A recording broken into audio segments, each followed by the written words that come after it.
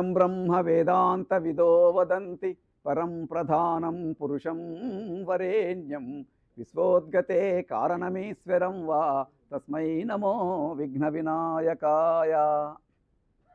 జ్ఞానానందమయం దేవం నిర్మలస్ఫటికాకృతిం ఆధారం సర్వవిద్యానాం హయగ్రీవముపాస్మహే. కూజంతం రామ రామేతి మధురం మధురాక్షరం ఆరుహ్య కవితాశాఖాం వందే వాల్మీకి కోకిలం. గోష్పదీకృతవారాసిం అశకీకృతరాక్షసం రామాయణ మహామాలారత్నం వందే అనిలాత్మజం. వామే భూమిసుతా పురశ్చ హనుమాన్ పశ్చాత్ సుమిత్రాసుతః శత్రుఘ్నో భరతశ్చ పార్శ్వదలయోః వాయువాదికోణీషు చ సుగ్రీవశ్చ విభీషణశ్చ యువరాట్ తారాసుతో జాంబవాన్ మధ్యే నీలసరోజకోమలరుచిం రామం భజే శ్యామలం. సదాశివసమారంభాం వ్యాసశంకరమధ్యమాం అస్మదాచార్యపర్యంతాం వందే గురుపరంపరాం. సివిఆర్ ఓం ప్రేక్షక మహాశయులకు నమస్కారం. హనుమ అంతరంగాన్ని మనం ఆవిష్కరిస్తూ ఉన్నాం. వాల్మీకి రామాయణంలో వాల్మీకి రామాయణ అంతర్గతంగా మనం తీసుకుంటున్నటువంటి సన్నివేశాలు సంఘటనల ఆధారంగా స్వామి వ్యక్తిత్వాన్ని స్వామి మూర్తిమత్వాన్ని హనుమంతుని యొక్క అంతరంగాన్ని మనం విశ్లేషిస్తూ పోతున్నాం. విశ్లేషించే చిరు ప్రయత్నం చేసుకుంటూ ముందుకెళ్తున్నాం. గత భాగంలో శ్రీరామచంద్రమూర్తి రావణాసుని వధ జరిగిపోయిన తర్వాత హనుమంత స్వామిని సీతమ్మ వద్దకు వార్త తీసుకొని ఈ చల్లని ఈ శుభవార్తను తీసుకెళ్ళి సీత చెవిలో పడి సీతకు అందజేయాలని ఈ వార్తను హనుమంత స్వామిని ఎంపిక చేసుకొని హనుమకు చెప్పి పంపిస్తాడు సీతమ్మ దగ్గరికి. ఇలా రావణాసుని వధ జరిగిపోయిందనే విషయం సరే ఆ యుద్ధంలో శ్రీరామచంద్రునికి మంచి గొప్పదైనటువంటి విజయం సమకూరింది అనే విషయాన్ని అందజేయమని రావణాసుర వధ అనంతరం హనుమంత స్వామిని పిలిచి సీత వద్దకు అశోకవనంలో ఉన్నటువంటి సీత వద్దకు వార్తను పంపిస్తాడు శ్రీరామచంద్రమూర్తి. గత భాగంలో హనుమంత స్వామి వార్త చేరవేసిన తర్వాత అమ్మలో కలిగినటువంటి ఆ సంభ్రమాశ్చర్యాలు, అమ్మలో కలిగినటువంటి ఆనందాతిరేకాలు, ఇలాంటి విషయాలన్నీ మనం విశ్లేషిస్తూ వెళ్తున్నాం. హనుమంత స్వామి వెళ్ళంగానే మనం గమనించాలి, చాలా నిశిత దృష్టి ఉన్నటువంటి మనిషి కాబట్టి హనుమంత స్వామి సమయ సందర్భ సమ్యక్ విచారమతి కాబట్టి ఆయన సమయానుకూలంగా మాట్లాడగలిగినటువంటి వాంగ్మి కాబట్టి వెను వెంటనే అమ్మకు నమస్కారం పెట్టి, ఇంకా దూరంగానే అమ్మ గుర్తుపడుతుంది హనుమంత స్వామి వస్తుండని చూసి, ఇదివరకు చూసింది కాబట్టి అశోకవనంలో గుర్తుపట్టి హనుమంత స్వామిని చూస్తూ ఉండగానే హనుమంత స్వామి వెళ్ళి అమ్మకు ప్రదక్షిణగా నమస్కారం చేసి మొట్టమొదట హనుమంత స్వామి నోటి వెంట వెలువడిన మాట కుశలీ రామ సహ సుగ్రీవ లక్ష్మణ అంటాడు. అమ్మా తల్లి సీత, రాముడు క్షేమంగా ఉన్నాడు, లక్ష్మణునితో సహా రాముడు క్షేమంగా ఉన్నాడు. అలాగే ఇక మన ఈ రామ విజయంలో తోడ్పడినటువంటి అనేక వానరవీనులు, సుగ్రీవుడు ప్రభువు, వీళ్ళందరూ క్షేమంగా ఉన్నాడు అనే వార్త తెలియజేస్తారు. అంటే వార్త ఎలా చెప్పాలనో, వార్త ఏ శీర్షికతో చెప్తే సమగ్రంగా ఉంటుందో అలాంటి శీర్షిక స్వామికి అది కరతలామకం. గతంలో కూడా రెండు మూడు సార్లు మనం ముచ్చటించుకున్నాం. దుష్టా సీత అని రామచంద్రమూర్తికి చెప్పడం కానీ ఇవన్నీ.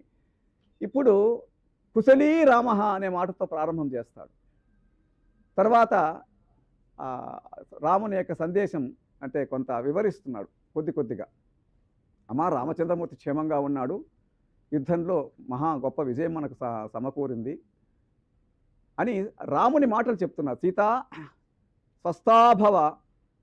స్వస్థాభవ సీత, నువ్వు ఇప్పటికో మనస్సును కుదుటపరుచుకో, ఇప్పుడు ఏమి ఆందోళన పడాల్సిన పని లేదు. స్వస్థాభవ గత వ్యథ, నీ మనసులో ఉండే వ్యథను తీసేసుకో, స్వస్థత చేకూరని నీ మనస్సుకు, సంతోషంగా ఉండు.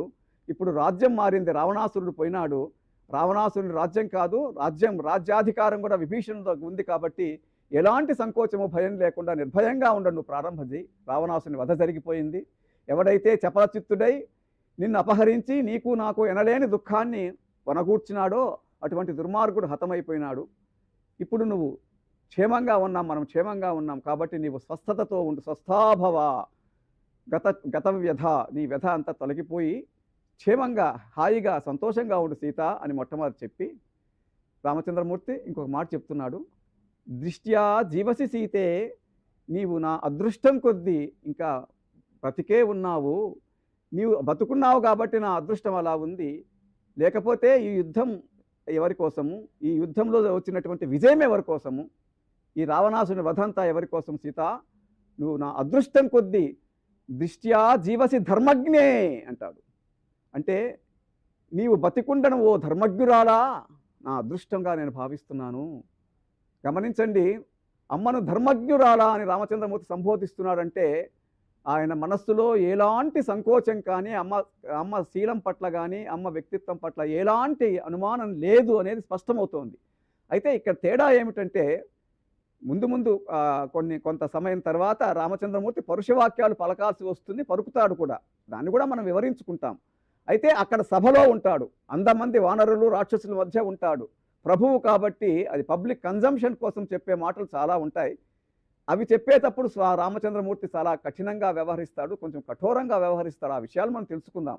అయితే ఇక్కడ ధర్మజ్ఞే అని ఎందుకు అంటున్నారంటే ఇక్కడ ఏకాంతం హనుమంత స్వామికి ఒకరికే ఈ విషయం చెప్పి పంపిస్తున్నాడు కాబట్టి దృష్ట్యా జీవసి ధర్మజ్ఞే, ఓ ధర్మజ్ఞురాలా అంటే ధర్మం తెలిసిన దానివా అంటే పాతివర్త ధర్మం కూడా తెలిసిన దానివనే కదా, ధర్మంలో ధర్మానికి అర్థము అంత ఉంది కాబట్టి ఓ ధర్మజ్ఞురాలా నీవు అదృష్టం, నా అదృష్టం కొద్దీ నువ్వు ఇంకా బతికున్నావు అంటే స్వామి అమ్మ పట్ల ఉన్నటువంటి అనురాగం ఎంతదో, ఇంతకాలం ఆయన ఆ సీత ఎడబాటుతో పడిన బాధ ఎలాంటిదో మనకు అర్థమవుతుంది. లేకపోతే నిజమే కదా, ఈ యుద్ధం నిరర్థకమయ్యేది, ఈ విజయం నిరర్థకమయ్యేది, గొప్ప పని లంఘన, ఇది సముద్రం మీద వారధి కట్టి వచ్చాము, ఈ పని అంతా వ్యర్థమయ్యేది, నువ్వు నాకు బతికున్నావు, నా అదృష్టం కొద్దీ బతుకున్నావు సీత అనే మాట చెప్పి అప్పుడు ఈ మొత్తం వివరిస్తాడనమాట. హనుమ యొక్క ముఖత హనుమంత స్వామి చెప్తున్నాడు. రామచంద్రమూర్తి వార్త అమ్మ చెవిలో పడుతుంది. అమ్మ సంతోషానికి హద్దులు లేవు, అమ్మ ఆశ్చర్యాలకు హద్దులు లేవు. ఇంతకాలం పడిన వేదన అంతా మనసులో ఉన్నటువంటి ఆ కొండంత భారం ఇలా తీసేసి అమ్మ మనస్సు దూదిపింజలా తేలియాడినట్టు అయిపోయింది. అమ్మ ఏం మాట్లాడకుండా బియాండ్ ఎక్స్ప్రెషన్స్ అంటారు కదా, మాటలు రావు కొన్ని సందర్భాల్లో. అలా మాటలు రాని ఒకనొక మౌన స్థితిలో అమ్మ క్షణకాలం ఉండిపోయింది. చల్లని వార్త విన్న సతి జానకి భాసిలే మౌనమూర్తి అయి ఉల్లములో సుధాజరుల ఉద్ధృతిపై కొన మూగబోయి ఉత్ఫుల్ల దళాయతాక్షి పరితోషిత శాంత రసత్ స్రవంతి అయి అల్లన నిన్నుగాల్చదే, అల్లన హనుమా అల్లన నిన్నుగాంచదే హృదంతరమందున అంజలించుచున్. అమ్మ ఒక్కసారి అవాక్కైపోతుంది, ఆనందం పట్టలేక గొంతు గద్గదమైపోతుంది అమ్మకు, మనస్సు నోట మాట రాదు. అప్పుడు ఆ మనస్థితిలో అమ్మ సంతోషానికి హద్దులు లేవు, సంతోషంతోనే అమ్మ ఆశ్చర్యానికి లోబడే అమ్మ నిశ్శబ్దంగా ఉండిపోతుంది ఒక్క క్షణం. సహజంగా లోకంలో ఎవరికైనా ఇటువంటి సందర్భాలు మనకు తెలుసు. ఇటువంటి సందర్భాల్లో మనం కూడా ఒక్క క్షణం పారవస్యానికి లోనై నోట మాట రాదు. అప్పుడు హనుమంత స్వామి అడుగుతాడు, ఒక్క క్షణం ఆగి, అమ్మ ఎందుకు నువ్వు నిశ్శబ్దంగా ఉన్నావు? కిమ్ను చింతయసే సీతే, దేన్ని అమ్మ కిమ్ను చింతయసే దేవి, దేని గురించి చింత చేస్తున్నావమ్మా? కిమ్ను మాం నాభిభాషతే, ఏమ్మా ఎందుకు నాతో మాట్లాడటం లేదే అమ్మ? సీతమ్మ తల్లి నమస్కారం పెట్టి అడుగుతాడు. అప్పుడు అమ్మ తేరుకొని, అప్పటికి ఇంకా గద్గద స్వరం ఇంకా పోలేదంటుందమ్మ. అమ్మ ప్రహర్ష వశమాపన్న నిర్వాక్యాస్మి క్షణాంతరం. హనుమా ఈ ప్రహర్షం, ఈ ఆనందాన్ని తట్టుకోలేక ఆ ఆనంద పారవస్యానికి లోనై నేను నిర్వాక్యాస్మి అంటే మాట రాలేక ఉండిపోయినాను క్షణాంతరము. చాలా సంతోషము, ఎంత గొప్ప మాట తీసుకొచ్చావు హనుమ, ఎంత చల్లని వార్త నాకు చేరవేశావు అని అమ్మ చాలా ఆనందానికి లోనైపోయి హనుమంత స్వామిని వేణోళ్ళ సంస్కృతిస్తుంది. హనుమ, ఇటువంటి నేను చాలా దుర్భరమైనటువంటి వేదన అనిపిస్తున్న సందర్భంలో ఇంతటి చల్లని కమ్మని తుల్యమైనటువంటి వార్త చేరవేశావు, చాలా గొప్ప విషయం చెప్పావు, నాకు నోట మాట రాలేదు, అందుకని ఒక క్షణం ఉన్నాడంటే అప్పుడు హనుమంత స్వామి అంటారు, అమ్మా నా పరిస్థితి కూడా అదిగో అదే.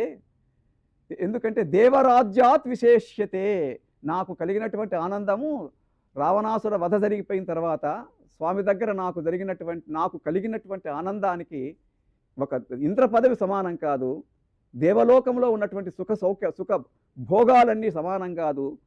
దేవరాజ్యాత్ విశేష్యతే, ఎందుకంటే గతశత్రుం విజయనం రామం ద్రక్ష్యామి సుస్థితం.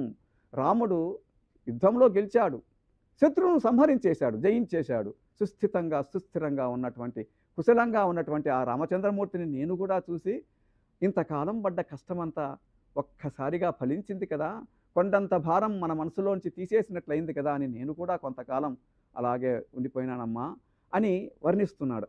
చెప్తుంటే అప్పుడు అమ్మ అంటుంది, అంటే స్వామి యొక్క వాక్ కౌశలాన్ని, ఆ వాక్య వైశారదత్వం, వాక్ పటుత్వం మనం ఎన్నోసార్లు చెప్పుకున్నాము. ఇప్పుడు సాక్షాత్ అమ్మ ఈ సందర్భంలో హనుమంత స్వామిని ప్రశంసిస్తుందన్నమాట ఒక వాత్సల్య భావంతో. హనుమా, నీవు మాత్రమే మాట్లాడగలవు ఇటువంటి మాటలు, అంటే మాధుర్యభరితమైనటువంటి ఇటువంటి మాటలు నీకు మాత్రమే సాధ్యము హనుమా అని చెప్తూ అమ్మ అంటుంది, అతిలక్షణ సంపన్నం మాధుర్య గుణభూషితం, అతిలక్షణ సంపన్నం మాధుర్య గుణభూషితం, బుద్ధ్యా అష్టాంగయాయుక్తం త్వమేవార్హసి భాషితుం. నీకు మాత్రమే సాధ్యమవుతుంది హనుమ ఇటువంటి చక్కటి మాటలు మాట్లాడము అని మనం గమనిస్తున్నాము. ఎప్పటికప్పుడు స్వామి సమయానికి అనుకూలంగా మాట్లాడే మాటలు కానివ్వండి, ఆయన మంద్రస్వరంలో మధ్యం స్వరములో వెలువడ్డే మాటలు కానివ్వండి, మనం అనేక సందర్భాల్లో చెప్పుకుంటూ వచ్చాం. గతంలో కూడా రామచంద్రమూర్తి ఒక మాట అంటాడు కదా, పంపా సరస్సు ఒడ్డులో మొట్టమొదటి కలయికలోనే హనుమంత స్వామి మొట్టమొదట నోరు తెరిచిన వెంటనే కొంత సమ్యక్ శ్రవణం చేసిన తర్వాత లక్ష్మణుతో చెప్తాడు కదా, నాన్ ఋగ్వేద వినీతస్య నా యజుర్వేదధారిణ నా ఋగ్వేద విదుష శక్యమేవం ప్రభాషితం. లక్ష్మణ, వచ్చినవాడు సామాన్యుడు కాదు, అన్ని వేదాలు పుక్కిడ పట్టినటువంటి మహనీయుడు ఈయన, సామాన్యుడు కాదు లక్ష్మణ. ఋగ్వేదం తెలియనివాడు కానీ, యజుర్వేదం తెలియనివాడు కానీ, మరి సామవేదం సంగతి తెలియనివాడు కానీ, ఇలాంటి విషయాలు వేదాంగ పారంగతుడే తప్ప ఇంత చక్కటి ఈ భాషను ఇవ్వలేడు. న్యూనం వ్యాకరణం కృత్సం అనేన బహుదా శృతం బహుదా వ్యాహరణేన నకించితపి అపశబ్దితం. ఒక్క ముక్క కూడా అపశబ్దం లేదు లక్ష్మణ. ఇతను అదే మనము గతంలో కూడా మనం సెలవు చేసుకున్నాం అన్నమాట. స్వామి మంత్రస్వ స్థాయిలో వచ్చేటువంటి మాట ఏదైతే ఉందో ఆ మాట వ్యాకరణయుక్తంగా ఉండడము, అది శాస్త్రబద్ధంగా మాట్లాడడము, ఆయనకు అది కరతలామలకం. ఎందుకంటే సాక్షాత్తు సూర్యభగవాన్ దగ్గరే విద్య అభ్యసించినటువంటి మహనీయుడు కదా, వాగ్మి కదా. కూల్చుటకు కత్తి ఎత్తిన క్రూరుడైన శాంతి తొనికిసలాడు ఆ స్వాదు సుఖద మంద్ర స్వరమున వెలువడు మాట వినిన కత్తి దింపడే శాంతించి కనికరించి. రామచంద్రమూర్తి కూడా అనింటాడనమాట, ఉద్యదాసే అరేదపి, కత్తి పైకెత్తిన వాడు కూడా కత్తి దింపాల్సిందే, కస్య నారాధ్యతే చిత్తం, ఇటువంటి మాట మాట్లాడినాడు అని చెప్పినప్పుడు ఇది మనకు గుర్తుకొస్తుంటుంది అనమాట. అమ్మ ఒక మాట అంటుంది, ఏది నీలో ఉన్నటువంటి లక్షణాలు ఎటువంటివంటే లక్ష్మణ, ఎటువంటి నీకు వాక్ శుద్ధి ఉందంటే హనుమా అని చెప్తుంది కదా, అతి లక్షణ సంపన్నమని ఒక మాట అంటుంది కదా. బుద్ధ్యా అష్టాంగ సంయుక్తం, బుద్ధ్యా అష్టాంగయాయుక్తం. అష్టాంగం అంటే మనకు ఆ బుద్ధికి 8 భాగాలు ఉంటాయట. అమ్మ విశ్లేషించి చెప్తుంది అక్కడ, 8 భాగాలు బుద్ధికి ఉంటే ఆ అష్టాంగం అంటారు ఆ ధీబలానికి. అది గ్రహించాలి మొదట. ఏదైనా ఒక వ్యక్తి నుంచి చదవడం కానీ వినడం ద్వారా కానీ గ్రహణం, ధారణం చేయవ, స్మరణం, ప్రతిపాదనం, ఊహోపోహోర్థ విజ్ఞానం, తత్వజ్ఞానంచ ధీ గుణాః. బుద్ధికి ఈ 8 లక్షణాలు ఉంటాయి. ఈ 8 లక్షణాలు పుచ్చుకున్నాడు. స్మరణం చేయడం కానీ, ధారణ చేయడం కానీ, గ్రహించడం కానీ, సమ్యక్ శ్రవణం కానీ, ప్రతిపాదించడం కానీ, తర్క వితర్కాన్ని ఆలోచించడం కానీ, వివేచన కానీ, ఇవన్నీ స్వామి వాక్కులో మనకు కనపడతాయి అన్నమాట. ఇది మనం సాక్షాత్ మన కార్యక్రమం పేరే హనుమంతరంగం కాబట్టి ఇటువంటివి పునరుక్తి అనుకోకుండా మనం పదే చెప్పుకుంటున్నాం. అదిగో అలాంటి మాటలు, అది మనకు కౌన్సిలింగ్ అంటారు కదా. అంటే మనము ఇవాళ ఇటువంటి విషయాలు వింటుంటేనే కదా పిల్లలకి నిజంగా కూడా ఎన్నో విషయాలు అర్థమవుతాయి. స్వామి యొక్క బుద్ధి ఏదైతే ఉందో అష్టాంగయుక్తం అని అన్నారు. అంటే ఒక బుద్ధికి, అంటే మనిషికి కావాల్సినటువంటి షార్ప్ బ్రెయిన్ అంటారు కదా, దానికి ఏమేమి అవసరమో చెప్తున్నారు అనమాట. బాగా వినడం నేర్చుకోవాలి, బాగా గ్రహించడం నేర్చుకోవాలి, గ్రహించింది రిటెన్షన్ అంటారు కదా, రిటైన్ చేయడం నేర్చుకోవాలి, ధారణ నేర్చుకోవాలి, మరి చెప్పడం నేర్చుకోవాలి, వివరించడం నేర్చుకోవాలి. ఇవన్నీ ఒక పద్ధతి ప్రకారంగా ఆ సూక్ష్మ గ్రాహ్యత కావాలి. ఏదైనా వినేటప్పుడు సమ్యక్ శ్రవణం, ఏదైనా బాగా వింటేనే. కొంతమంది తొందరపడి మనం వినము, ఎదుటి మనిషి చెప్పే దాంట్లో మధ్యలోనే మనం అంతరాయం కలిగిస్తుంటాం. అది కొంతమందికి అలవాటుగా వచ్చినటువంటి కొన్ని లక్షణాలు ఉంటాయి. అందుకని ఇటువంటివి వింటూ ఉంటే రామాయణం తర్కతం కానీ, మహాభారతాల్లో కానీ, పురాణాల ఇతిహాసాల్లో ఎన్ని విషయాలు తెలుస్తాయి. పిల్లలకు ప్రత్యేకంగా కౌన్సిలింగ్స్ అవసరమా? కానీ ఇవాళ శ్రీరామచంద్రమూర్తి గురించి కానివ్వండి, శ్రీకృష్ణుని గురించి కానీ చెప్పే పాఠాలే లేవు. అసలు తెలుగు భాష ఉందా? చేరదు. అమ్మ భాష ప్రాథమిక స్థాయిలోనే తెలుగును దూరం చేస్తున్నటువంటి దయనీయ స్థితిలో మనం ఉన్నాం. చేరదు అమ్మ భాష బడి చిట్టి మనస్సుల ఆంగ్ల ఘీంకృతుల్ హోరయి తోల్చుచుండగా శుభోదయముల్ తెలుగమ్మకెన్నడో. అసలు ఈ పద్య సాహిత్యం కానివ్వండి, ఈ వాంగ్మయం కావాలి, పద్యమే కాదు ఇవాళ ప్రవాహంగా వస్తున్నాయన్నమాట రచనలు, కథలు కానివ్వండి, వ్యాసాలు కానివ్వండి, వచన కవిత్వం కానివ్వండి, తెలుగులో పుట్టుతున్నంత గొప్పగా ఏ భాషలోనూ పుట్టడం లేదు. అదొక విశ్లేషణ చాలా గొప్పగా ఉంది అన్నమాట. సారపు పద్య సారపు తెలుగు సాహితీ రసజ్ఞత మాట అటుంచి ఆంధ్రమున్ కోరి పఠించువారలు పఠించు పాఠకులు కొన్ని దశాబ్దులకెందునుందురో. అసలు కొన్నాళ్ళకు ఉంటామా? పాఠకులు ఉంటారా? నేను తెలుగు భాష మాధ్యమంగా ఉన్నందుకే బాధపడుతున్నా. తెలుగు భాష ప్రాథమిక స్థాయిలో మాధ్యమంగా ఉంటే వచ్చేటువంటి లక్షణాలు ఆ చేరదు అమ్మ భాష బడి చిట్టి మనస్సులో ఆంగ్ల ఘీంకృతులు. పొద్దున్నుంచి లేయంగానే ఆంగ్లం ఘీంకారిస్తేస్తుంటుందన్నమాట. ప్రతి ఒక్కటి నేను ఒక సందర్భంలో చెప్పాను. ఒక చోట ఒక పళ్ళ దుకాణానికి వెళ్ళి చిట్టి పాపను అడిగితే, అమ్మ 5 పళ్ళు ఇస్తావా తల్లి అంటే, 5 అంటే 5 అంకుల్ అనంది. అంటే అంకెలు కూడా తెలియని దయనీయ స్థితిలో ఉన్నాం. అంటే ఇది సమయోచితంగా ఉంది, సందర్భోచితంగా ఉంది. కాబట్టి హనుమంత స్వామిని గురించి అమ్మ చెప్పినటువంటి ఆ బుద్ధి కౌశలత గురించి చెప్తూ మనం కౌన్సిలింగ్ గురించి చెప్పుకుంటూ ఇలా మనం ఇదేం డైవర్షన్ అనుకోక్కర్లేదు. సమయానుకూలంగా మనం సందర్భోచితమైన విషయాలు తెలుసుకోవడం తప్పులేదు. కాబట్టి అదిగో అలా స్వామికి ఉన్నటువంటి ఆ బుద్ధి సూక్ష్మత గురించి అమ్మ సాక్షాత్తు చెప్తుంది. గతంలో రామచంద్రమూర్తి కూడా చెప్పి ఉన్నాడు. అది చెప్పిన తర్వాత అప్పుడు హనుమంత స్వామి సంతోషపడిపోయిన తర్వాత అప్పుడు అమ్మ ఇక్కడి నుంచి ఇంకా మనం ఈ హనుమంత స్వామిని చెప్పాడు. అయితే హనుమంత స్వామి అక్కడి నుంచి అమ్మను రాముని సందేశం ఇచ్చి తీసుకువెళ్ళడానికి ముందు ఒక మాట చెప్తాడు. సహజంగా ఆయనలో ఉన్నటువంటి ఆవేశం ఏదైతే అది పెళ్ళుబుకుతుంది. ఆ చుట్టూ ఇప్పటికీ వాళ్ళు ఉన్నారు. రాజ్యం మారింది, రాజ్యాధికారం మారింది. రావణాసురుడి నుంచి విభీషణుడు ఎప్పుడో అసలు యుద్ధం ప్రారంభం కాకముందే మహానుభావుడు, ఎందుకంటే సకృదేవ ప్రపన్నాయ కదా, తన దగ్గరికి శరణ వచ్చేశాడు. యుద్ధం వరకు ఆగకుండా కూడా యుద్ధంలో రావణాసుని వధకు పూర్తి కాకముందే ఆ విభీషణునికి పట్టాభిషేకం సముద్ర జలంతో పట్టాభిషేకం చేస్తారు సముద్రపు పొట్టున ఆ రోజు. అయితే కొంతమంది అన్నారు, అసలు ఇంకా యుద్ధం పూర్తి కాలేదు కదా, మరి యుద్ధంలో ఒకవేళ యుద్ధమే వద్దు, నాకు నా రాజ్యం ఇచ్చేసేయండి అని ఒకవేళ రావణాసుడు కాలం మీద పడితే ఎలా అని ఒక మీమాంస కూడా అవుతుంది. అంటే రాముని యొక్క గొప్పతనం చెప్తూ ఒక చోట ఈ విషయం జరుగుతుందన్నమాట. అప్పుడు విభీషణునికి ఏమిస్తావు, రావణాసునికి ఏమిస్తావు, రావణాసుడు నేను శరణు చూస్తే ఏం చేస్తావంటే, రావణాసుడికి నా అయోధ్యన రాజ్యాన్నే ఇస్తాను అంటే త్యాగబుద్ధి అనమాట. అలా అది ప్రపంచంలో చెప్తారు కదా, వేదమంత్రం ఒకటి ఉంది, నా కర్మనా న ప్రజయా నధనేన త్యాగేనైకేన అమృతత్వ మానసు. మనిషికి శాశ్వతత్వం అమృతత్వం ఎప్పుడు కలుగుతుందంటే ఒక త్యాగబుద్ధితోనే కలుగుతుంది. ఈ ధనం వల్ల కానీ, ఈ ప్రజ అంటే సంతానం వల్ల కానీ, లేదా ఈ మంది మార్బల కానీ, లేకపోతే ఈ మనం చేసే కర్మల వల్ల కాదు. అందువల్ల రామచంద్రమూర్తి యొక్క త్యాగగుణం అప్పుడే మనం 2-3 సార్లు మనము చర్చించుకున్నాం. అందుకని ఇప్పుడు అక్కడ ఉన్నటువంటి రాక్షస స్త్రీలను చూసి రాజ్యం మారింది. విభీషణుడు ఉన్నాడు ఇప్పుడు రాజ్యంలో అధికారిగా. చెప్తాడు, అమ్మా వీళ్ళని నేను ఇప్పుడు చంపేస్తాను, నిన్ను ఇంతకాలము ఏడిపించారు కదా, సంవత్సర కాలం నిన్ను చాలా ఉసురు పోసుకున్నారు కదా, నిన్ను అనరాని మాటలని నిన్ను మనోవ్యథకు గురి చేశారు. ఒకనొక సందర్భంలో నువ్వు ప్రాణత్యాగానికి సిద్ధపడతావు కదా, అశోక వృక్ష శాఖానికి దగ్గరికి పోయి జడతోనే నువ్వు ఊరి వేసుకోవడానికి సిద్ధపడతావు కదమ్మా, నాకు వీళ్ళను మీరు అనుమతి ఇవ్వండి, ఇప్పుడు వీళ్ళ సంగతి నేను చూస్తానంటే, అది చూడండి, అమ్మ కూడా మనలాగానో లేకపోతే సామాన్యుల్లాగానో పామరుల్లాగానో ఆలోచిస్తే సీత ఎందుకు అవుతుంది? నా తపస్సు నన్నును వనరించుమమ్ము నిమ్ము అని అత్రిమహాముని అనసూయ దగ్గర చెప్పొచ్చింది కదా. అమ్మ తపోదే సాధ్వీమని అనమాట. ఆమె శీలంలో కానివ్వండి, వ్యక్తిత్వంలో కానీ కరుణా రసాద్రం చిప్పిల్లుతూ ఉంటుంది హృదయంలో.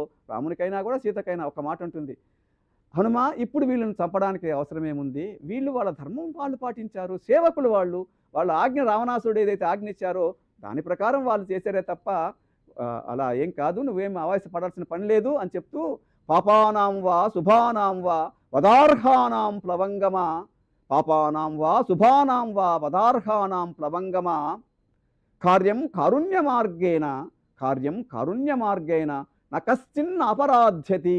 లోకంలో అపరాధం చేయలేని వాడు ఎవరు ఉండరు. నకశ్చిన్న ఎవరు ఉండరు తప్పు చేయని వాడు. మనం ఆంగ్లంలో కూడా చెప్పుకున్నాం, మనం పునరుక్తైనా చెప్తున్నా, to err is human, to forgive divine అని చెప్తాం మనం. అంటే క్షమించడం అనేది దైవగుణం అనమాట. అలాంటి దైవత్వ గుణాన్ని అమ్మ ప్రతిపాదిస్తే స్వామి కూడా ముగ్ధుడైపోతాడు. మీరు మనం గమనించాలి, ఎప్పటికప్పుడు నాకు డైవర్షన్ అనుకోకుండా ఇది పక్కదారి దృష్టిని మళ్లించడం కాదు, కానీ ఇలాంటి మన మన జీవన మన హిందూ మన భారతీయుల యొక్క రక్తనిష్టగా రక్తనిహితంగా ఈ శాంతి కాముకోత్వం ఉందన్నమాట మనకి. కాశీకి వెళ్ళిన సందర్భంలో కాశీయాత్ర చేస్తే కాశీలో చిట్ట చివరి ఉన్నటువంటి ఘడియలు ఎవరైతే ఉన్నారో, అంటే అవసాన దశలో ప్రాణాలు వదిలే సందర్భంలో మనం ఈ భాగానికి ఒక 2-3 నిమిషాల్లో మనం విరామం తీసుకోబోతున్నాము. అయితే ఈ ఒక్క విషయం మాత్రం ముచ్చటించి మనం ముగించుకుందాం. కాశీకి వెళ్ళిన వాళ్ళను కూడా సాక్షాత్ పరమశివుడు కానివ్వండి, పార్వతి కానివ్వండి ఎలా చూస్తారంటే, ఎలా ఆదరంతో, అంటే ఎటువంటి పాపాలు చేసినప్పటికీ కూడా వాళ్ళు క్షమించబడతారనడానికి కారణం ఏమిటంటే ఆ కారుణ్య దృష్టి. మరి అంత పాపాలు చేసిన వాళ్ళందరికీ పాపాలు తొలగుతాయంటే కాశీకి వెళ్ళినారంటే ఒక పశ్చాత్తాపంతో వెళ్తారు, ఒక ధార్మిక మార్గంతో వెళ్తేనే కదా, అటువంటి వాళ్ళే కదా అక్కడ ఉంటారు. అందుకని ఆ యొక్క సూక్తి మనకు ఉందన్నమాట. ఆ సూక్తి చెప్పే ముందు మనకు చెప్తుంటారు కదా, sincere repentance of the sin, sincere repentance of ఒక్కసారి మనం రిపెంట్ అయితే ఏదైనా పశ్చాత్తాపానికి మించినటువంటి ప్రాయశ్చిత్తం లేదనుకుంటాం కదా, అలా పశ్చాత్తాపం పొందిన వాళ్ళే అక్కడికి వెళ్తారు. కాబట్టి అవసాన దశలో చనిపోయే ముందు అక్కడ ఏం జరుగుతుందంటే ఆ కారుణ్యాన్ని గురించి చెప్తున్నాను నేను. అంటే క్షమాగుణం దైవత్వం కదా, ఎలా ఉంటుందంటే పరమశివుడు దక్షిణ శృతి మీదుగా ధాత్రి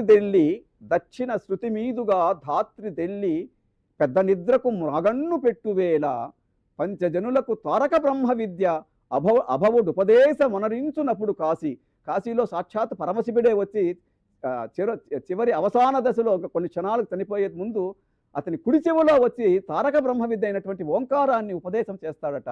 అంతేకాదు అమ్మ కూడా వచ్చి పైట పాలిండ్లు కదలాడ పసుపు పయ్యద వీచు అచలాధిపతి కూర్మి ఆడబిడ్డ పార్వతీదేవి వచ్చి పైట ఇలా తన పైటతో చల్లని గాలి వీస్తుందంట. ప్రత్యక్షమై వచ్చి భాగీరథీ గంగా మృదుల హస్తము చాపి మేను నిమురుతుందంట. సాక్షాత్తు గంగాదేవి ఒక ఆకారం ఎత్తి ఆకార రూపం ప్రత్యక్ష రూపం దాచి ఆ చనిపోయేటువంటి వ్యక్తికి తన చేతితో అలా చాలా ఉన్నాయి. డుంఠి ఏం చేస్తాడు, ఇవన్నీ ఉన్నాయి అక్కడ. అంటే ఆ కారుణ్య భావం, ఆ శాంతి కాముకత్వం ఎలా ఉంటుందంటే మన మన మన రక్తంలోనే ఉంది, మన నిహితంగా ఉంది, రక్తనిష్టగా మనకు కొనసాగుతూ వస్తుంది. దురదృష్టవశాత్తు మనం చూస్తున్నటువంటి సందర్భం వేరే ఉంది. ఒక పక్క మన భారతీయ శాంతి కామకత్వం ఉంటే కొంతమంది అన్యులు కొంతమంది దీన్ని భంగం కలిగిస్తున్నారు. ఈ విషయాన్ని మనం కొనసాగిస్తూ వచ్చే భాగం ఈ హనుమ అంతరంగాన్ని మనం ముందుకు తీసుకెళ్దాం. అంతవరకు స్వస్తి.